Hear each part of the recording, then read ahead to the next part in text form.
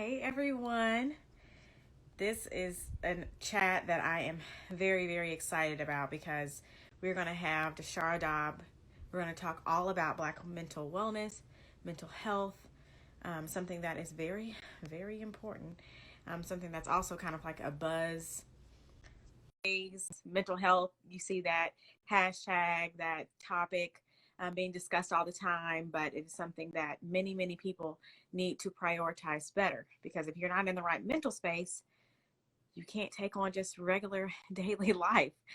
So many things that we face in our mental. So as she's joining, I'm just going to tell you a couple things. It's Black History Month. Duh. So I got my Phenomenally Black shirt on by Phenomenal. If you've never seen their merch, this is not an advertisement. I just like it. So check out anything that I would mention I love. So I don't share anything that I don't love, but they are amazing. All of the proceeds go to various companies, various outreach programs that they are on, that they're helping fund. So it's a great company. Check them out. Phenomenal. I'll have to tag them in this afterwards. But I see DeShara's having a hard time joining. Okay, so DeShara, I'm going to send you an invite and hopefully it'll let you accept it. I know. Well, if it'll let me send it. It's saying unable to join. It's saying unable to join on my end for some reason. So maybe take off your Wi-Fi and try that way. I don't know. I'm going to give it another second. It's not letting me select your name, DeShara. So can you send me a request? It should have maybe looks like two people at the bottom of your screen that you would click to send me a request because it's not letting me send you one for some reason. I'm going to try again.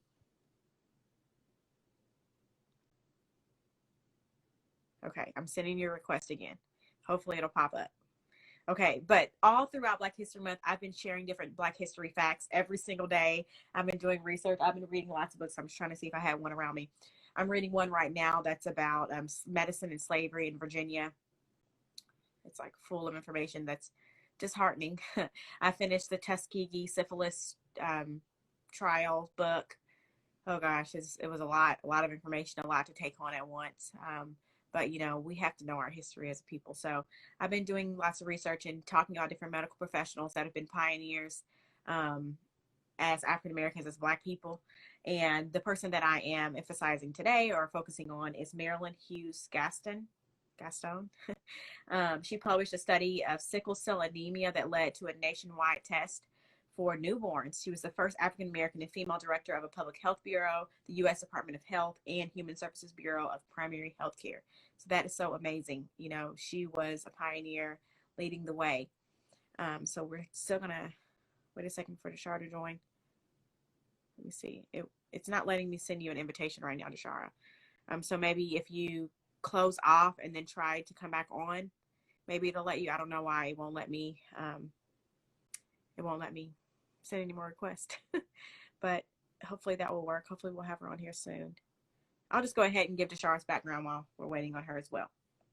So she is a mental health expert, a marriage and family therapist associate through the Commonwealth of Kentucky, among many other designations that she also holds. She takes a therapeutic approach in collaborative therapy and utilizes common factor framework, recognizing that people are the expert of their own lives, which is amazing. Oh, hold on. I think it's coming through.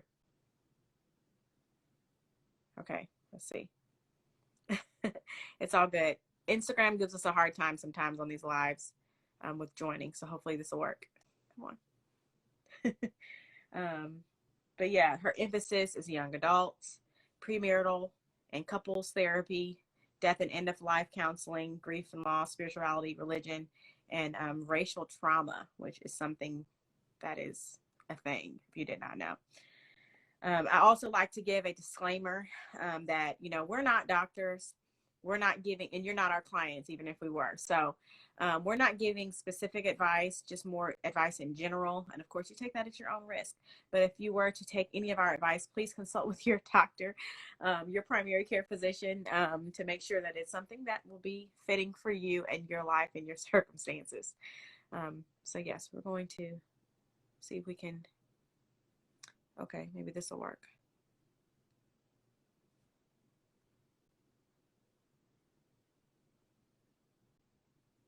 Hopefully. If not, I guess we will have to reschedule or something. Yeah, it's not showing me that you sent a request.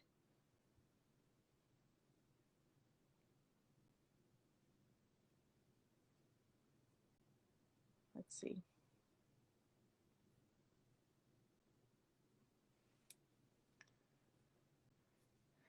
Hey. It's waiting, trying to get our speaker connected. Sometimes Instagram gives us a tough time. I'm not sure what's going on. DeShara, do you have another account maybe that we could use? I don't know. Okay. Barya, how are you? I hope I'm pronouncing your name correctly. Having some technical difficulties today. You know, technology.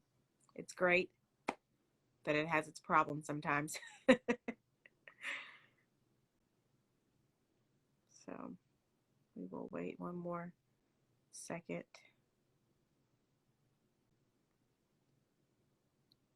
If this doesn't work, DeShara, I'm going to go off this live and restart. And hopefully that'll work. But hopefully, I mean, I don't know. I don't know what it could be.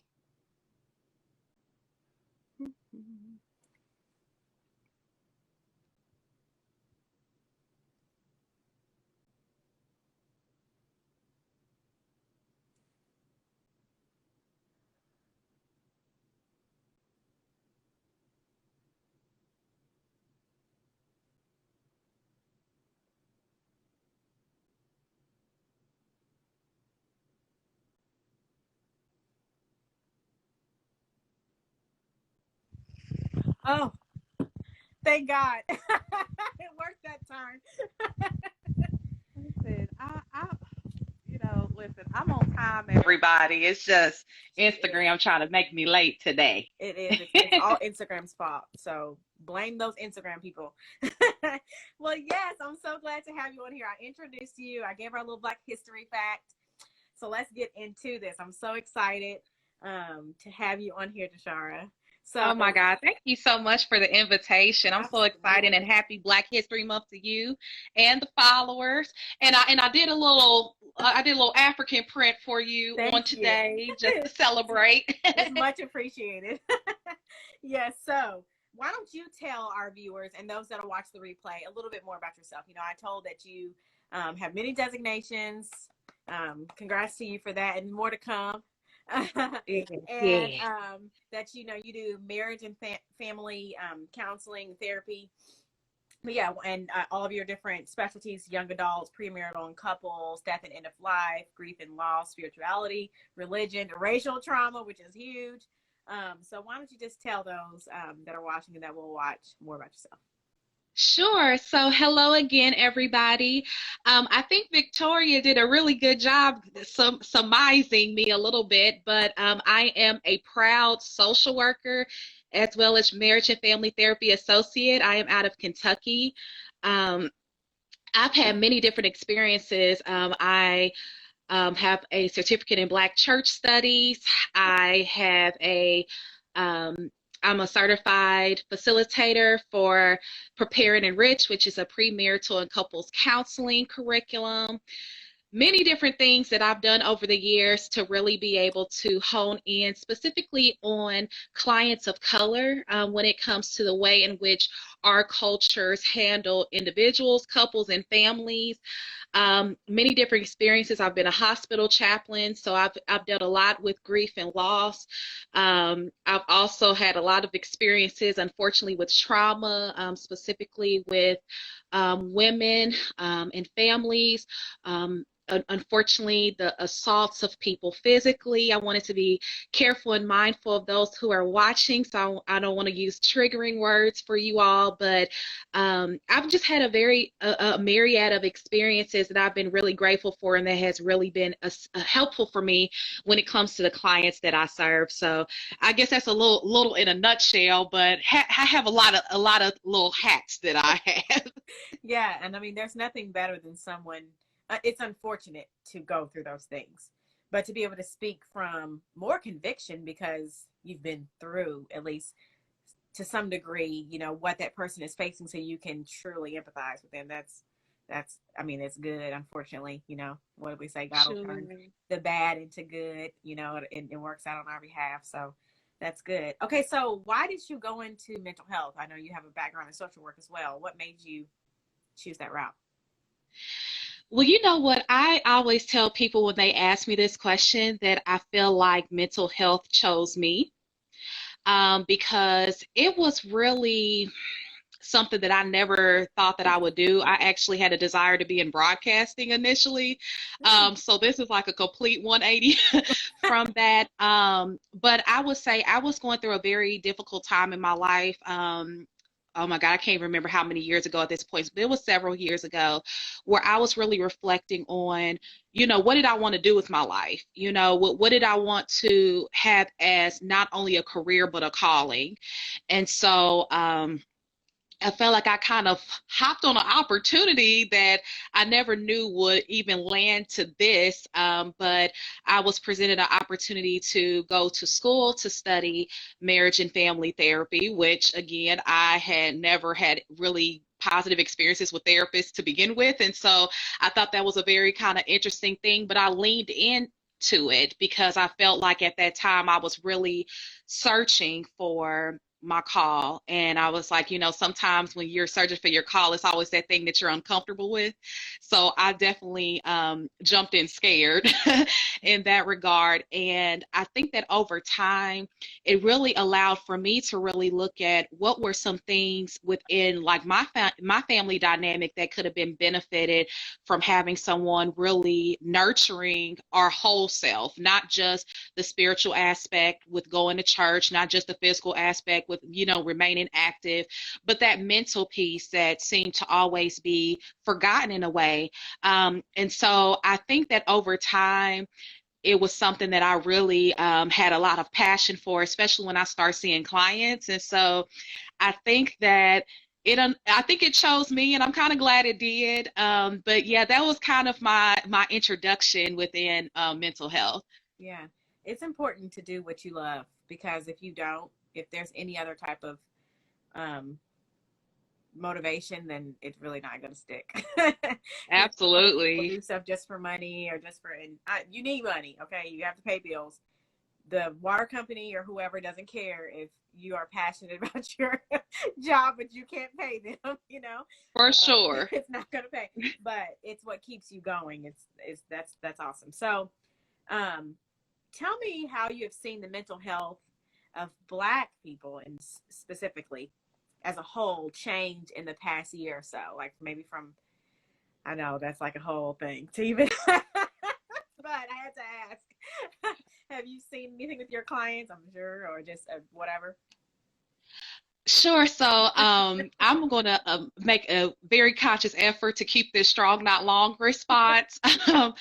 But within the last year, definitely, I would say, in case people do not know, I'm out of Louisville, Kentucky. And so if you all can kind of go back, and even that could be triggering for some people to even think about 2020 and all the things that came around with it. But unfortunately, actually, in a few days, we will unfortunately be celebrating the year in which Breonna Taylor was no longer with us. And so I would say there was definitely remnants of issues within the Black community prior to that, for sure.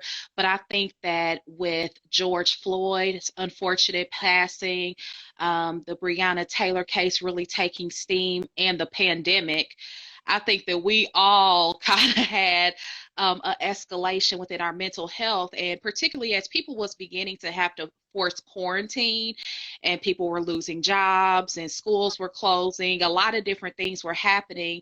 I think as an African American community, we are also always so used to being able to kind of rise above and kind of manage through having a little and all those things. But I think a lot of times with just the racial pandemic as well as the health pandemic, it became too much. And a lot of people don't really realize how much the C word or our health pandemic has really impacted communities of color. And so there have been communities of color that have been greatly impacted by this health pandemic. And so you're dealing with people who have very extreme amounts of grief and loss at once. You're having people that's having financial difficulties. Unfortunately, if they have children or have any young people in their family, they was dealing with the educational crisis with schools shutting down and trying to manage that. So I would definitely say I saw a huge escalation, and I think that it only increased as more news was being had around what was going on in our country.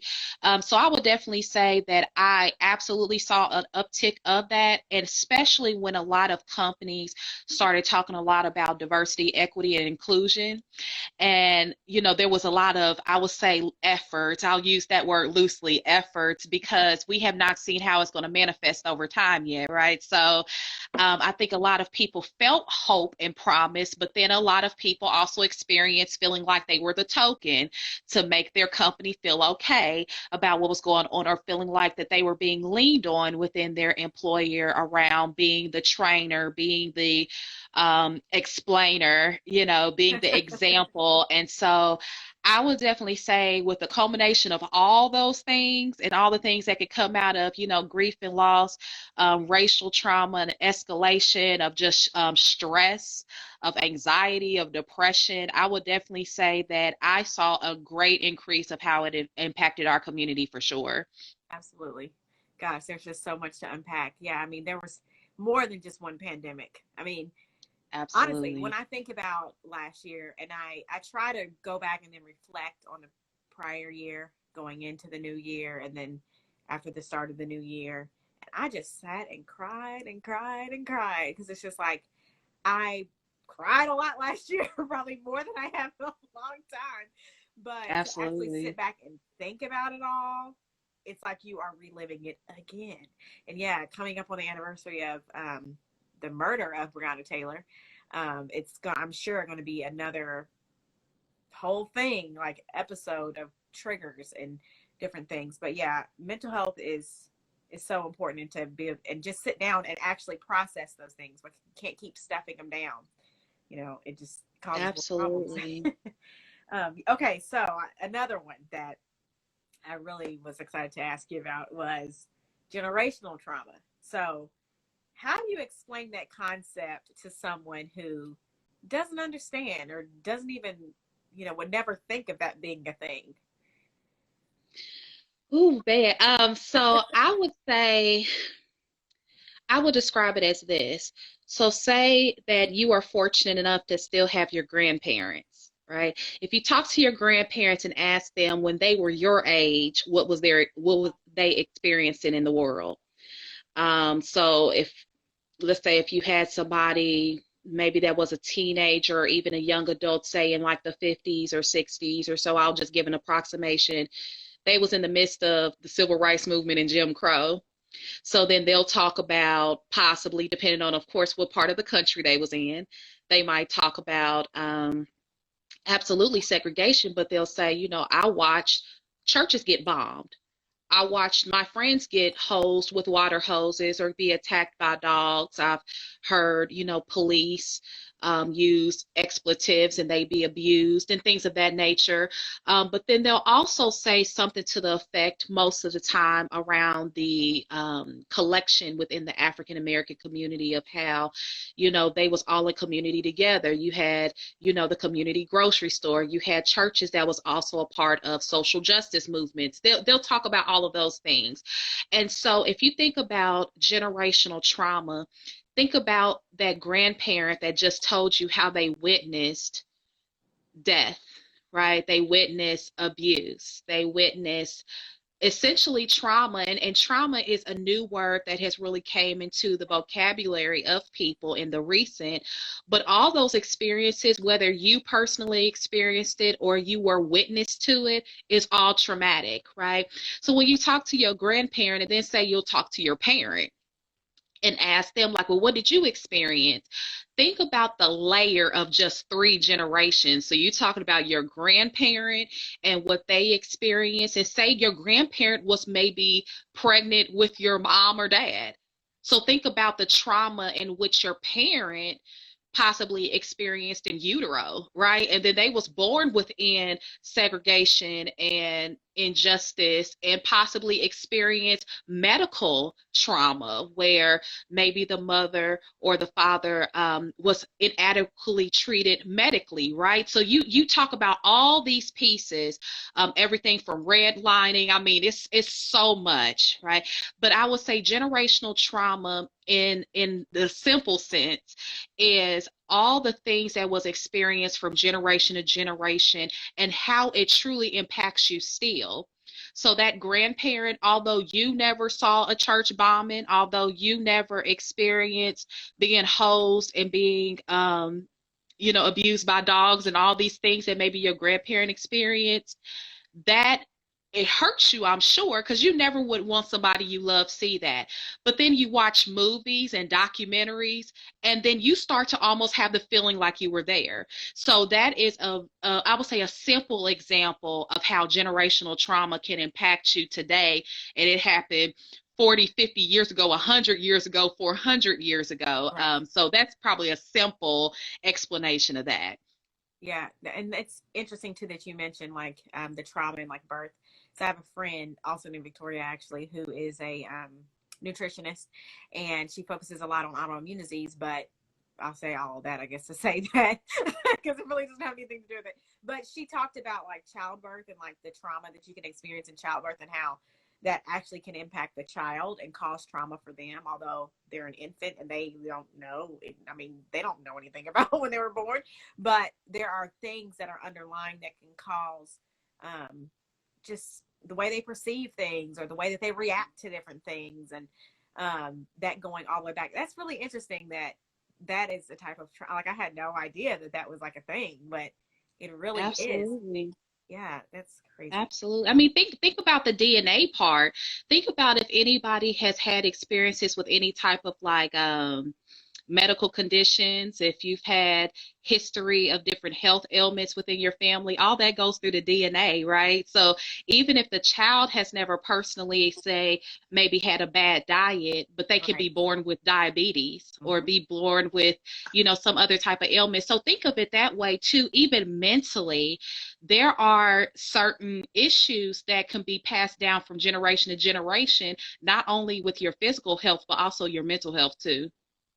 Mm, man. So then, I mean, that kind of goes into the next thing of how mental health sometimes can be like a taboo subject within the Black community. Um, I mean, how can we start to fix that? I mean, I know we can't like Um, fix it all from this IG live oh, conversation. for sure. I mean, I'm hoping it's a step, right? Yeah. I hope it is a way of kind of getting it out. So I have a couple of theories, and again, I'm just speaking for myself. I'm sure some other mental health providers probably have some other ideas, but one of the things that have been very hallmark in our community, and I'll talk specifically generationally, has been the church. And so I think it could be very important for churches to integrate mental health within um, whether it's sermons, whether it's the ministries or different programming or offerings that are provided. I just actually had a integration between mental health and religion actually last week. So we had a church member who unfortunately passed unexpectedly, and the minister really felt like it was important to bring in the conversation around grief and loss in the sense of counseling. And so I was really fortunate to be able to talk to the membership around one, how much their religion, they're really going to have to lean in on that during times of grief and loss, but also the significance of like self-care, the significance of being able to have the stages of grief and not rushing yourself through those things. So I definitely think that's just one example, but I think having the opportunity to integrate spirituality and mental health can definitely be a cross-generational asset within our community. I think another thing too is having more providers of color. So if people can imagine how much maybe segregation or injustice or how much difficulty they've had at their employer, and you can go from all the way to, customer service onto many different other aspects, people that are in school and trying to seek professional licensures or professional terminal degrees and all these things also experience the same type of injustice in some senses. And so I would tell people and encourage them to not only consider being a provider themselves, but also consider the fact that support your providers of color. Just as a lot of people have everybody want the family discount or everybody, tries to shortchange you. Imagine your mental health provider also experiencing that while, we have a lot of financial investment within our profession of making sure that we are staying aligned and up to date with, different practices and interventions and all those things. And so I will definitely say absolutely the integration of spirituality and mental health, but I will also say too, supporting mental health practitioners who are of color. I agree, because this might be like duh, but just because someone is a minority does not mean that they're not qualified. Does Absolutely. not mean that they are not informed, they're not educated. None of that. And that, I feel like I shouldn't have to say that, but it's just the fact of the matter that there is a difference in how you're treated, maybe how clients might treat you, how other people in your industry might treat you. And it's unfortunate, but it's something that needs to change. And I agree. Don't come to someone just because they're because they're a minority or not. Remove the blinders. Try to remove the blinders, and expect to pay what they are worth. It's funny you mentioned that, because Arnold and I were watching an episode of Blackish, and I love that they talk about the different things that are going on, but put like a kind of like a comedic spin on it or something. But it's just true. They were actually talking about this with Rainbow, I think, being a doctor, and just different things she was facing as a doctor compared to those that she worked with, and all of that. And it's unfortunate, but it does happen. But I want to ask you a question also about the religion aspect of integrating mental health. Is that something that has been like a practice historically, like the things that you study, that mental health providers and people in the church kind of worked together or something? That's interesting you're bringing that up. And again, I'm going to try to keep this really condensed because this could be a whole conversation. But I would say from my research and experiences, it's absolutely been something very separate. Okay. Right. So a lot of people, particularly that's in the spiritual community, will rely on their spirituality to heal them. Right. So a lot of times when the access to mental health really became a thing within communities of color, a lot of faith institutions, not all, but some, almost made people believe that they had to choose one or the other. Like if you chose seeking, mental health professional, you might not be relying on God. You might not be believing that God can heal you, so it is a interesting kind of connection now. And I'm really grateful because, we have a lot of pastoral counselors now that has the, ability to have a bit of integration. You do have more churches that are understanding the significances of mental health, and they're even having, counseling ministries and, have the abilities to maybe do groups and things like that. So I would say historically, and I probably will estimate maybe in the last I'll say maybe 20 or 30 years or so. And even now, depending on some denominations, it is still a taboo topic. But I would say that I will find now, at least in my experience, more people of faith being open to having conversations around mental health and all the things that are meaning forward. But yeah, it is definitely still a learning curve with that, with communities for sure. Okay. Yeah. I mean, I could see that because, of course, and I know, I believe, and I've seen it in my own life, ways that I've been healed without, I guess, seeking a professional for certain things. But that doesn't mean that people like you can also bring healing in these conversations, and it's definitely needed. So that's kind of a tricky one.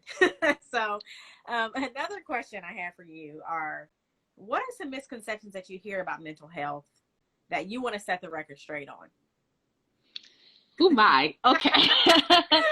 um, I would definitely say one big one is that you are you have to have a problem, like a major emergency mental health problem in order to see a mental health provider. Okay. That's not necessarily true. Actually, I always encourage people, yes, absolutely talk to a mental health professional when you are in crises, but actually talk to them when you're not in crises. Because you can be able to address things that might not be in the forefront of the issue that you are experiencing. I would say that's definitely one. This one actually could be a whole different conversation, but I will definitely summarize it. But the idea of people taking medication for mental health concerns, that is a huge taboo. A lot of people have their feelings around um, getting assistance, I'll call it. So whether it's in a holistic fashion, whether you're going to like psychiatry or some type of actual MD medical provider to get a prescription and things like that, there are some mental health concerns that does require some type of intervention other than talk therapy. Right. So a lot of people, I call talk therapy like the traditional going to see a counselor and you kind of just engaging in conversation with them.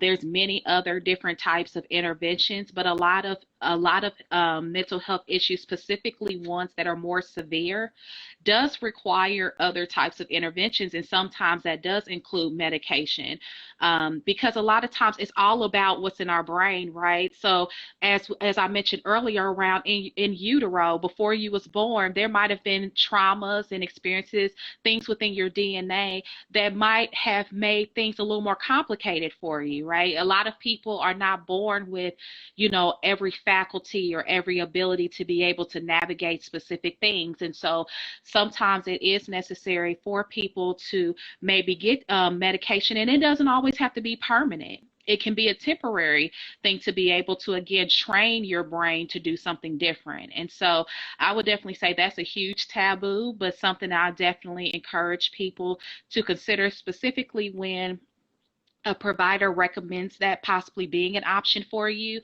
Just definitely being open to it. And of course, there are always, other methods. It might not always be medication. You could have other holistic methodologies and things like that, depending on, what your desire is and even your cultural preference.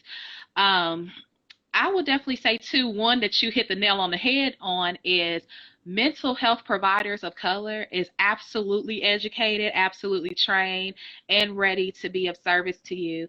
And a lot of times, I think that just people of color in general, when you're in a profession, you are always going above and beyond, right? So you'll do the most training, the most research, even study the hardest, get involved with more organizations to be more equipped, because unfortunately a lot of people perceive that if you are a person of color, that you don't have a lot of like the business sense, as you mentioned, or don't have the credentials or the qualifications. And so one of the things I would definitely say as well is, we are qualified, We are trained, we are equipped to help you. And I think the beauty of having a person of color is they can have an understanding of your culture.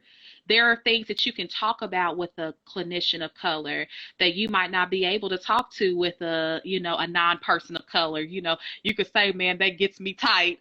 And your and your clinician understands it, like, or you could be like, period, poo. And your clinician can understand what you're saying. So I think there are like very big benefits, but I would say that that's definitely a misperception that a lot of people have. So that's just a few, but those are the top ones, I would say. Good. Okay, so coming up on my closing questions, but with the state of the world in 2020, what advice do you have for someone that, in general, that might be struggling with maybe anxiety or depression, like their mental state is not well, like they haven't been able to shake it? So the disclaimer that Victoria mentioned earlier, I will first start with that. If you are experiencing any type of concern that you feel like you have been unable to shake, right? So it's not just the pandemic, right? It's not just the health concerns. If you feel like you are waking up and you are unable to have energy, maybe you're always tearful, maybe unable to really like smile and find things to be joyful of or grateful for, I would definitely encourage you, seek out your local professional. It is nothing wrong with saying like, I need some support right now. It's not something that's a crutch. It's not something that says that you are, lacking in any way. Most people, including myself, and I'll put myself out there, have had to seek support during this time in many different ways. I think the healthiest thing for any professional, period, is to have another professional either that you find mentorship with, and absolutely find someone that you can talk to about the different experiences that you've had, that is confidential. You don't have to worry about people repeating it or it being counted against you in other methods. And that is absolutely what a mental health provider can do. So I would definitely say that first. Definitely evaluate what you are currently experiencing. And if you feel like that you have tried everything that you normally do and you still don't feel like you are even at the normal percentage that you function under. Now, everybody doesn't function at 100%, right? A lot of us, we're constantly fatigued all the time because maybe our sleep patterns are off or things like that. But if you feel like you are truly not your best self, I will absolutely say, definitely seek a provider. The other thing I will say too is definitely check with yourself daily. See how your body is feeling, see how you're feeling, and definitely, they call it mindfulness in a lot of professions, but I think it's very important for you to be able to really check yourself and say, am I feeling okay? Is my mind clear? Am I able to function? And a lot of that self care that people talk about, I would say that is something that can be free. That's something you can do at home. You don't have to, get permission from anyone to do it or take out extra time. Definitely doing things that heal you, soothe you, bring you joy, relax you. Making sure that you get at least one of those things every day, especially if you find yourself having a lot of, I will say, symptoms of anxiety or symptoms of depression. A lot of times it's just you ramping up your self-care or ramping up things like getting more sleep or developing a nighttime routine, maybe making sure that your diet is conducive to you really being well. So I would say those two things definitely. But most importantly, if you feel like that you have done everything that you typically do and you're still having issues, absolutely seek a medical provider in your area. Yes, great advice. There's nothing wrong with needing help from someone else. I think, like you said, just to kind of echo that, people feel like, it's like the worst thing ever if they can't handle it themselves. Especially someone who is used to doing for themselves, or maybe you're a mom or something and you got a lot going on and your family and you're the go-to, or whatever, a businesswoman, businessman, and you feel all this weight. There's nothing wrong with getting help. It doesn't make you lesser of a person or anything by any means. It's better for you to get the help that you need so that you can better serve those and you know, clear your mind and everything. So I think there's a lot of people that just feel like they can't get that because I'm weak. Now I'm weak if I, you know, that's not true. Mm-hmm. Such a lie. So kind of in the same vein, what advice do you have for someone that's wanting to start the journey of healing their mental health? But I guess you kind of answer that with like the self-care, and I don't know if you have anything to add to that. Maybe someone who's Um, sure. So if there are people that are desiring to maybe determine what are their self-care practices, or what are things that they individually, you know, is healing for them or joyful for them, I would encourage people to maybe journal or maybe write some things down. Um, One thing I will say is, prior to the pandemic, many people were too busy to do the things that they enjoy, right? And I think that if it's anything I can say, or if I can even put into words or even put in the sentence when it comes to the pandemic, something that was like a blessing or something that was fortunate, is a lot of people have had to slow down. And so it's forced people to really lean into things that maybe they had on their to-do list, and it constantly was running week to week to week on on another to-do list. And so I would tell people to sit down, write down the things that you used to do that brought you joy, that maybe you have forgotten about, maybe things that you haven't had time for, maybe the things that you found excuses not to do. Now, I will say that many of us can absolutely have the resources and times to do things, but because we are so used to, like, we have like this, they people call it the super, like the superwoman syndrome, but I call it like, you feel like you're Atlas, like you have the whole world, like you just having it like on your shoulders. And a lot of people think like, oh, I can't afford it, or I don't have time for it. Sit down and really evaluate what those things are. And it might be something like, you know, I've been wanting to learn how to crochet all these years, and maybe I can get on YouTube and figure it out and, you know, pick that back up. Or maybe it's something as easy as, you know, I've really been wanting to do something physical. You know, I've been wanting to get back in touch with, you know, my physical health. Maybe you gained some quarantine weight. I know I'm talking to somebody. I'm talking to myself. That's fine. Um, so send it me a might be message. like, right? It might be taking a few extra minutes a day of like maybe getting something physical, whether it's a yoga practice, whether it's doing some jumping jacks, turn on some music and dance around, whatever you have to do, right? And so I would definitely encourage people, you know, just sit down and think about what are the things that you've been enjoying. I'll give you some examples. For me, it's cooking. I used to love to cook. And when I started getting super duper busy, I found myself more and more going out to eat. And so now that I've had to slow down, I'm actually like cooking stuff that I'm like, oh my God, this is so good. This is better than takeout. Yeah. And so that's been something for me that has really like allowed for me to get in touch with something that I haven't been able to do in years, right? So I will encourage people to do that, and don't don't think of it as I can't do it. Just write it down and pick one of those things to be able to incorporate. I just think that it's a whole mindset change, honestly, because a lot of people are so accustomed to caring for others before they care for themselves. And subsequently, everything that they want to do for self kind of be put on the back burner, and people feel guilty about it. And so that's what I would say for people is definitely think about what are some things that you have really enjoyed, and really designate some time for it, whether it's once everybody go to bed, you can do it, maybe waking up a little bit in the morning, or maybe like telling your family like, hey, this 30 minutes, this is my time, and go ahead and implement it. But it's important and you're worth it for sure. Absolutely. Oh my gosh. Well, thank you so much, DeShara. But before we go, I like to always Yes. like a fun fact. So what is your fun fact? Oh my gosh. Okay. So I think the people that know me really well know this, but you know, this is going to be just a fun fact for everybody else. But I love to travel. I love it. Like that has been something that has made me so sad during this time, but I love to travel and not just travel.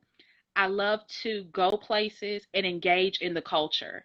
Like force myself not to bring my American ideals to somebody else's culture. So, like for example, if I go to Jamaica, I want to eat where the locals eat. Yeah. I want to like go to the dance halls. I want to like experience it and do it carefree and do it unapologetically. So that is something that I have enjoyed. And I can even do it in the States too. Like I'll go to Atlanta Yeah. and I'll be like, okay, let me go to Cascade and I want to skate, or I want to go to, like just do things like locals do. And so that is like a fun fact, and hopefully it won't be a fun fact anymore. It'll actually be a real thing sooner or later. But Yeah. that is just something that brings me joy and something that is self-care for me too.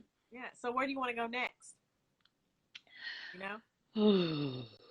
You know? I had a trip planned for the Dominican Republic that I had to cancel. And so hopefully maybe I can reschedule that or can go somewhere new. I've had a couple of things that I've been watching that I'm like, ooh, I like that too. So I would definitely say it would be like an island. Yeah, yeah, that's yes, I agree. That's travel is amazing, and oh God, this Yes, everything has warmth and slowed water. down. Warmth and water. That's all I want. Someday soon we'll be able to get out of here. Right, But yes, right. oh my gosh, thank you so much. That was so good. Of Uh, course. what? How can people stay in touch with you? Like if they want more information, of course I'm going to put like your website and everything in the video in this box of the description box. But yeah, how can they stay in touch with you? Absolutely. My company is Vision of Promise LLC. So you're more than welcome to follow us. We are on Facebook, Instagram, LinkedIn, and we have a YouTube where we have videos, short videos about pretty much any type of topic that you can think of. Awesome. That can be something maybe that you can sit down and share with your family if there's things that you have concerns with and maybe you're not ready to talk to someone. You can definitely follow us on there. Also, my name, DeShara C. Doub. You can follow me as well. I'm on Facebook. Let's see, I'm on LinkedIn and I'm on YouTube as well. I do speaking engagements. So if you all want me to like maybe speak to a small group of you, maybe your family, as you all are kind of thinking of things, and it could be something as simple as end of life planning. I mean, we don't talk about that very much as a community, or it can be like, maybe during this quarantine time, y'all realize there might be some family things you need to address, whatever that is. I am more than happy and honored to serve you all. So definitely my website, www.thevisionofpromise.com, has all my information on there as well. So definitely if you're a social media person, you can follow me on social media. If you just want a myriad of information, definitely visit my website. Awesome. Well, thank you. And I will link those in your YouTube and everything on this video description as soon as we get off here. But you have a great day. And Absolutely. yeah, y'all have a great Monday. Thank you for joining us for your weekly wellness dose. Of course, we'll be back next week at 3 p.m. I have some amazing speakers lined up for March. So tune in and we will see you later. Bye.